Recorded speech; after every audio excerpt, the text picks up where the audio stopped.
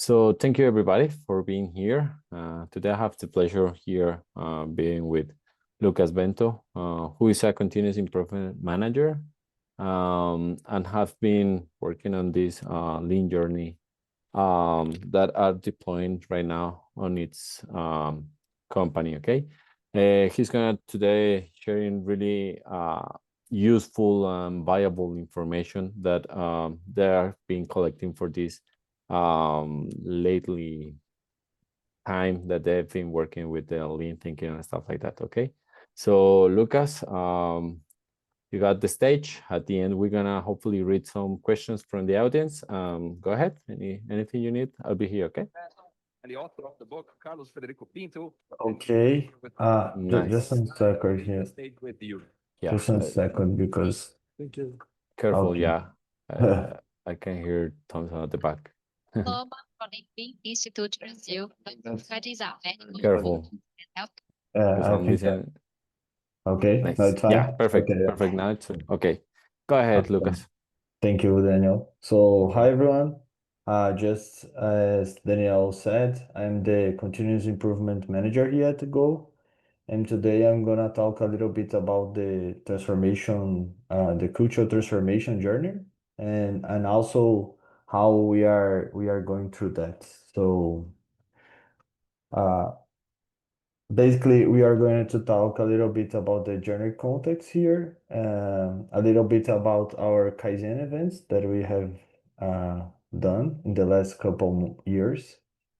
Also, how we are using daily management through Obeya in our operations.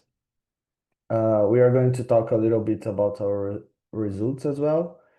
And after that, we're going to talk a little bit about the senior leadership role in this lean transformation and how we are addressing the problems and also through the senior leadership creating them to our teams. So basically this is gonna be the presentation. So to talk a little bit about our general context, we have started to implement lean culture here at GOL basically in 2023.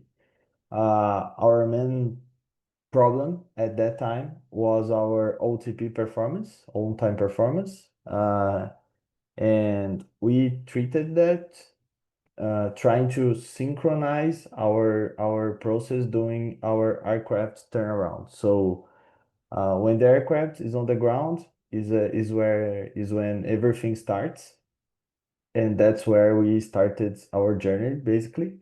Um, and it started on June, and from June to August that year, we basically spent our time trying to identify our main problems in the areas, especially in the operational areas, and but also in the planning areas.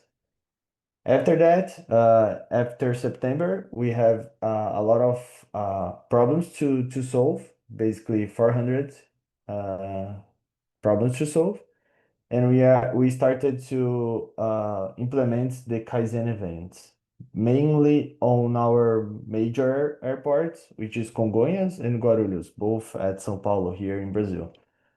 In this first phase, we delivered basically 10 Kaizen events in that two bases. After that, after July, that the same year, we decided to expand the same Kaizen events and the same solutions to 10 other airports, reaching in total 12 airports with the implemented improvements.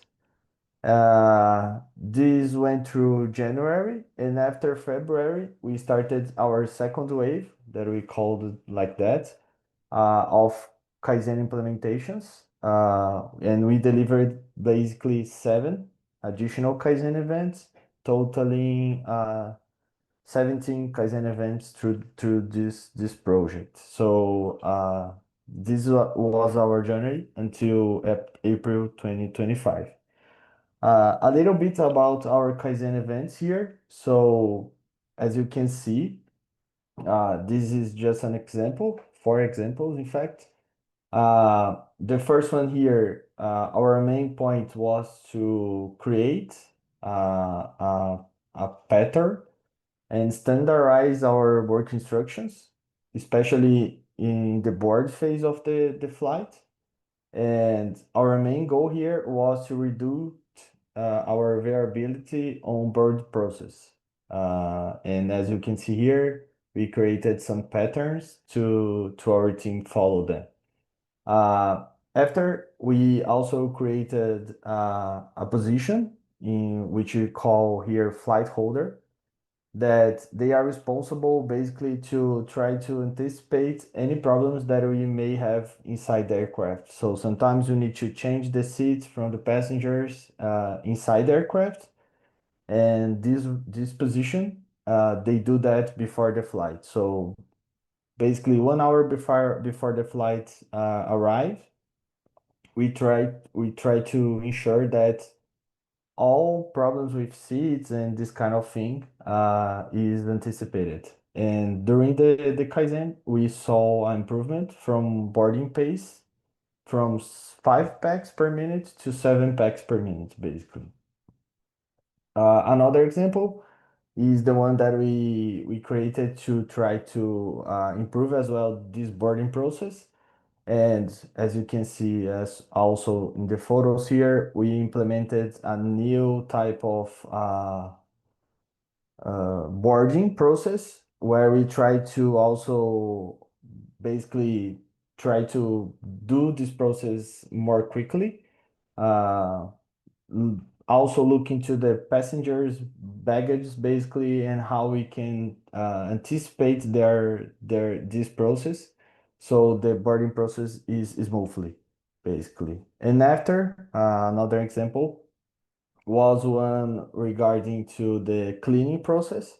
So every flight needs to be cleaned, and we during this process we try to reduce the time of the cleaning process, and also trying to make sure that this cleaning process starts even when the onboarding process is going on. So during the turnaround time, we basically achieved 3 minutes of reduction.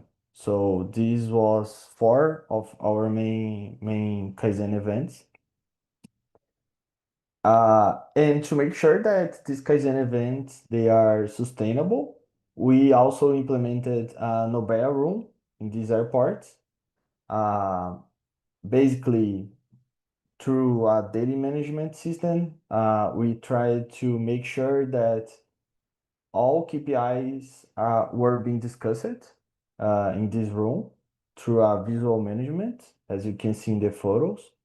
Um, Also, we try to make sure that we have a discipline to start the rituals, start the meetings, and also discussing them every day and what did wrong, what we did well, and how we will make sure that for the next couple days we are okay. So basically, we have in these meeting rooms all the main areas in the airport, including check-in area, airport control center, above and below the wing supervisors. So this basically takes 30 minutes per shift.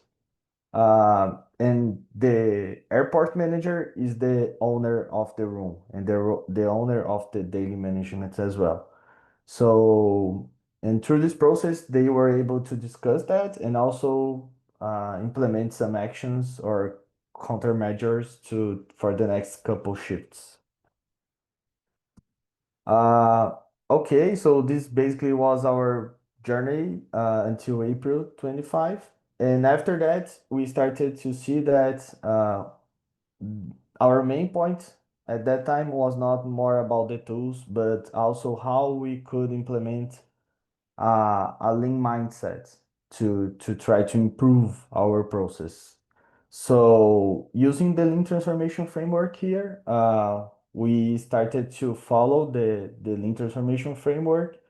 And after and before we start, we basically discussed what problem we are trying to solve. So as you may know, this lean transformation framework, I have seen a couple of sections before that talked a little bit about that. But we also decided to see what process we still need to improve. We started to work more on our capability and the team's capability to solve the problems. We implemented even a little couple more management systems as well, through Obeyas and also daily management. And we also started to work even more with basic thinking and mindset, because we saw at that time that would put us in another level. So through Lean Transformation Framework, what we did basically after deciding what problem we would solve, we did a Hoshinkan process. Basically, we have here our A3 from our COO, and this delivers to the team what our focus after this process. And to all levels in the organization, we started to put strategic deployment from these levels. So we can see here the A3s as well from these levels, from all areas in the operational team. So after we decided to put that in place, we also started to solving problems through A3 tool, and doing the PDCA checks always. It worked. It has been working very well for us until now, because we are able now to focus in what is important, and also having the true north basically from our OCC leader. So talking a little bit about that, one thing that is really important to make sure that everything is going on while we are trying to implement the lean culture, it's important to say a little bit about the role of a leader. So we need us also to address problems, but we also need to create them.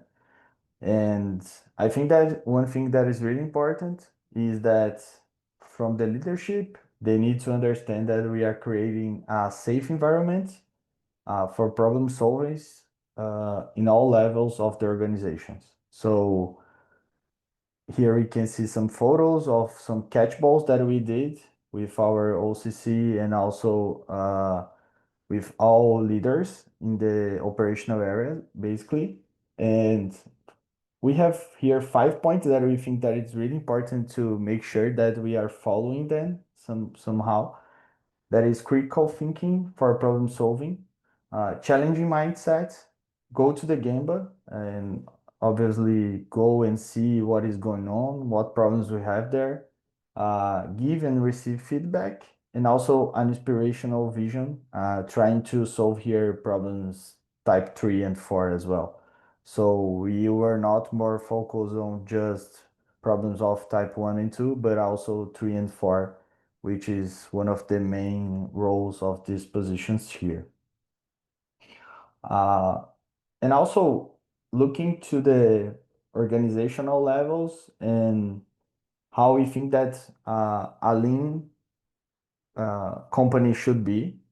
We have here a non-lean organization, where we have all levels of the organization here represented, and where the value is created, which is in the lower level of the organization here. We don't think that maybe before they were solving problems as they should be, and we thought that at that time that the upper levels were the problem solvers. But in fact, when we change our mindset, we go to a lean organization, which makes even more value for the customer, but also make sure that we as leaderships, we are in fact supporting the lower levels of the organization to solve their own problems. So through that, we can deliver more value for the customer, we can solve more problems, we can give them the capability to solve problems as well, and the responsibility also. So that was our mindset change. And through that, basically, we have here some results that we have achieved until now. We were the first place in the 7 months this year, according to OTP ranking from Cirium in Brazil. And also, we were the first place as well from the OTP in Latin America on June this year. So this shows for us that we are in the right pattern, but also that we have a long journey to follow.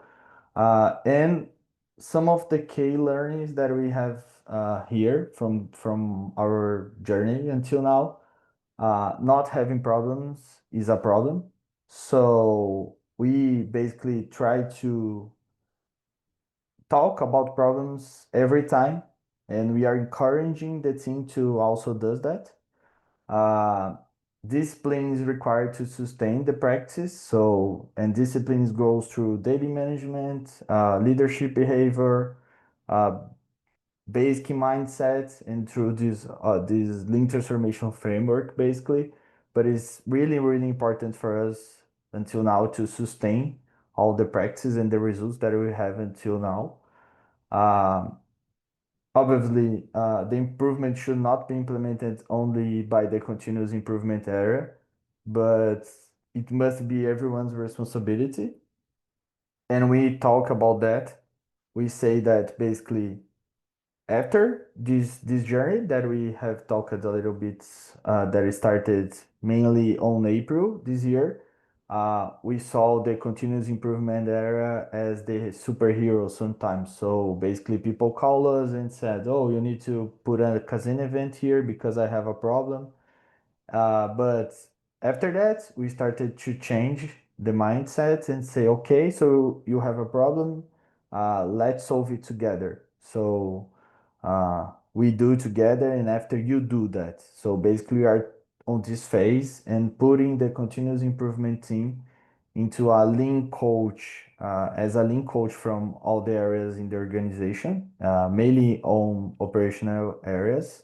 But we are also with some journeys with the customer experience areas, financial area, and safety area, and so on. And through that, we also think that we should sustain that through all the companies. So as just I said before, we we spend a lot of time trying to put the lean thinking inside the operational area, and now our main challenge is try to put the same lean culture in all levels of the organization, but also through all the organization in the commercial area, in the people and culture area, and so on. So yeah, I think Daniel, that's it. I don't know if we have some questions here. Okay, Lucas, thank you so much for the experience you're sharing basically on your company. Very interesting the way you're improving through Kaizen and the way you're trying to develop people by using it, right? We have find a lot of companies where the improvement team is the one who has to do it, but they don't take care about this developing side of this lean thinking. But thank you so much, Lucas. We got a question over here. It says, from your experience, what are the main characteristics of a safe environment for solving problems? Oh, very good question. I think that one thing first is that the senior leadership, they need to say that openly. I think that's the first step maybe. So uh, every time we start a meeting or we start to talk a little bit about a problem that we have, our OCC our vice president of operations, basically, he says, guys, we need to talk about the problems. So, and as he says that, everyone start to think uh, uh, like that. So, I think that is the first step, is trying to say to everyone that, guys, we don't need to come here to say that we are very good and what we did well. Nice. This is important as well, obviously, but let's talk about the problems. So, okay, we were very well, just like I was sharing here, but what we can do better? So, looking for the next day, let's say that it is a daily management meeting. What we can do better yesterday? So I think that it is very important to have the support from the senior leadership, because if Yeah. they don't see like that, maybe when we start to talk about problems, they will not be okay with that. They will not be comfortable. So I think that is really important.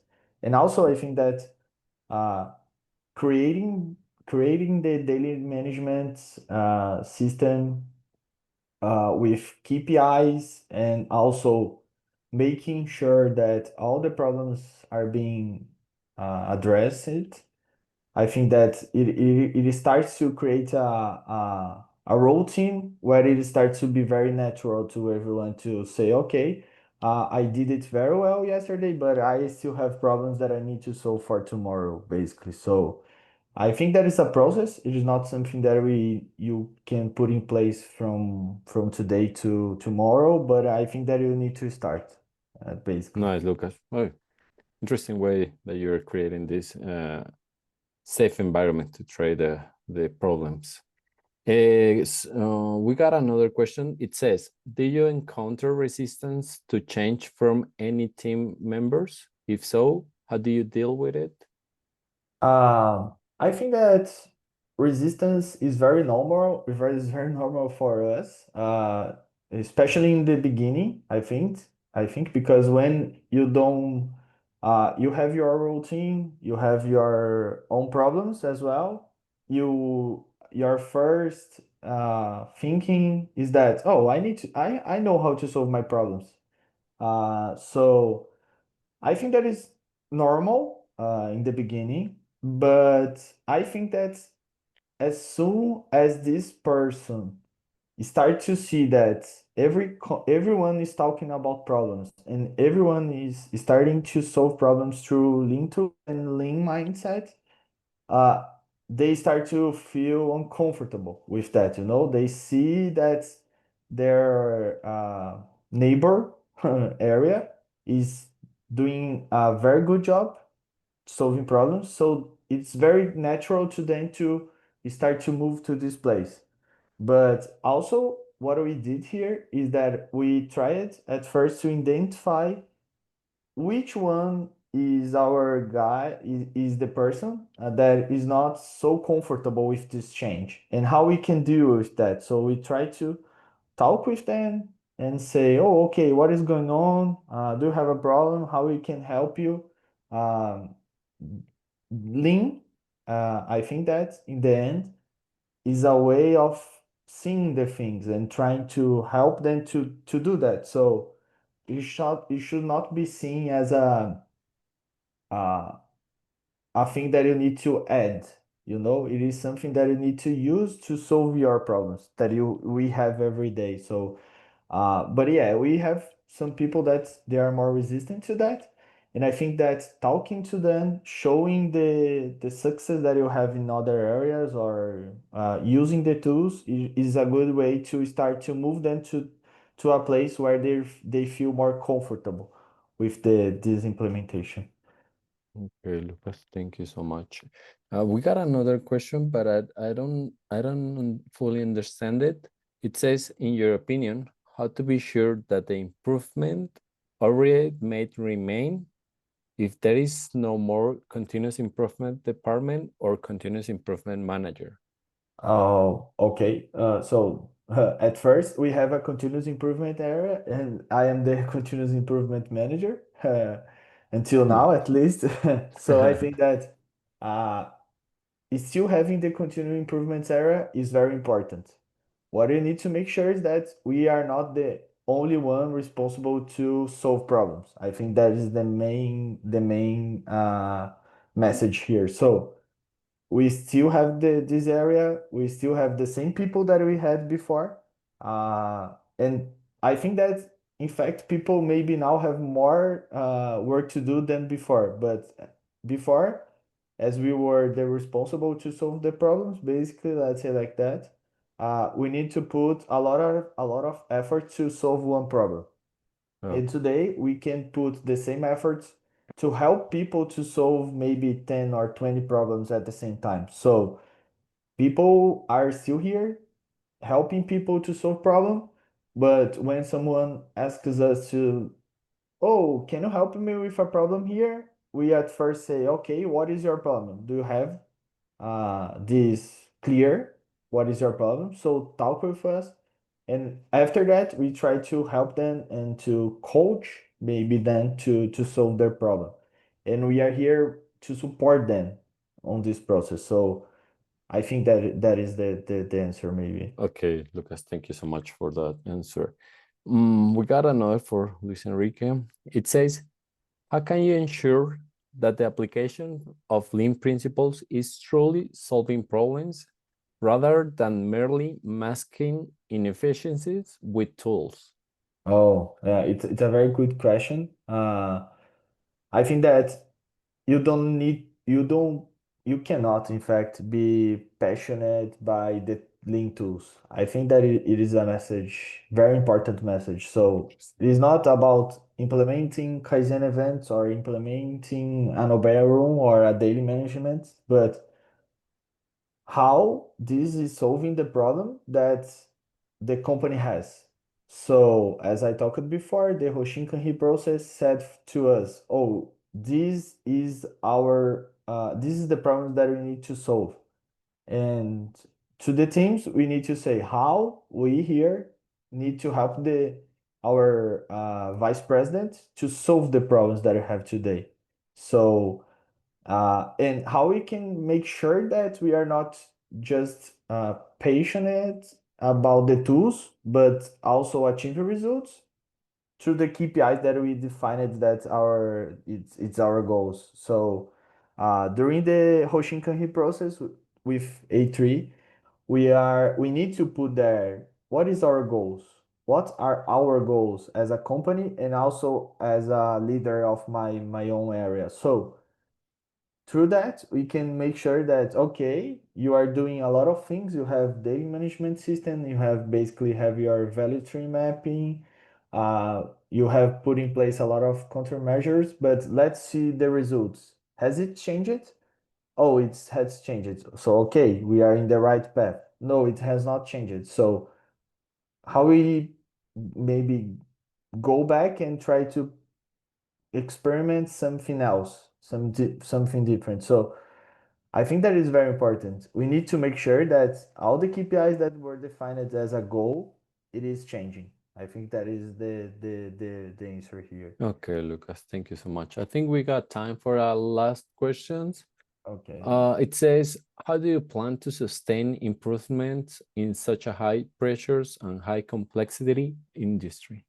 Oh yeah, it is a very important question as well because we have a lot of external impacts here. When we talk about aviation, we have weather, we have air traffic, we have, well, everything that is not related exactly with our company.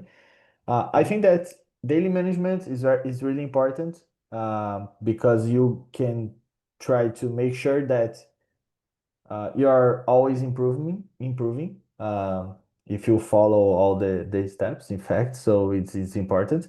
And also, I think that is important to have the leadership role very well set. So what do we need to say to the leadership is like, you need to solve problems. Uh, and we have a lot of cases where we have an external impact and it's obviously is a problem. But okay, we have an external impact, but how we can look to this impact and see our what we can do as a company. So we have the external impact, but we also have problems inside our company. So Yeah. let's try to look to our problem. So okay, I have a bad weather today, but how I can respond to that? I will have an impact, but how can I maybe uh minimize this impact, so try to smooth that, so not be so bad in when we have a bad day, basically. Okay. Nice. Okay, Lucas, thank you so much for that last answer for that questions. I think we got the time run out of. So basically, thank you to you for sharing all this valuable information. I think the attendees are happy. They're writing down. Just in Okay. case people want to get connected with Lucas, there it is a Yes. questionnaire. And again, thank you so much for your time, Lucas. Thank you to attendees for being here and paying attention to this nice and viable experience that they have on their company. Okay. Hope everyone they have a nice day. And again, thank you, Lucas, so much for everything. Thank you, guys. Okay. Goodbye, everybody. Bye bye.